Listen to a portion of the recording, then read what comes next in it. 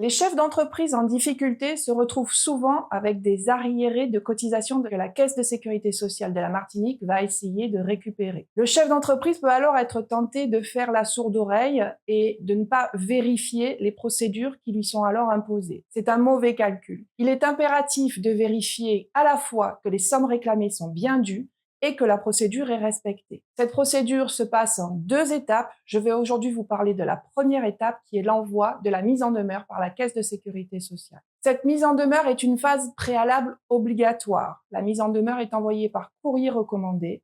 Il faut alors vérifier à la fois que la mise en demeure est envoyée à la bonne personne et à la bonne adresse. Il faut ensuite vérifier que les sommes qui sont réclamées ne sont pas prescrites, car la mise en demeure ne peut recompter, en principe, que sur les 3 années précédant son envoi. Ensuite, il est impératif de vérifier que les mentions portées sur la mise en demeure sont bien présentes. Notamment, la mise en demeure doit laisser un délai d'1 mois au cotisant pour régulariser sa situation. Si vous constatez que la mise en demeure ne correspond pas à ces exigences, vous pouvez la contester en saisissant la commission de recours amiable par courrier recommandé. La commission de recours amiable a alors un délai de 2 mois pour vous répondre.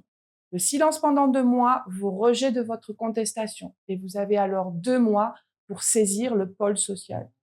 Il est important de saisir une mise en demeure dont vous constatez qu'elle est irrégulière, car son annulation engendrera peut-être la prescription des cotisations qui y sont portées.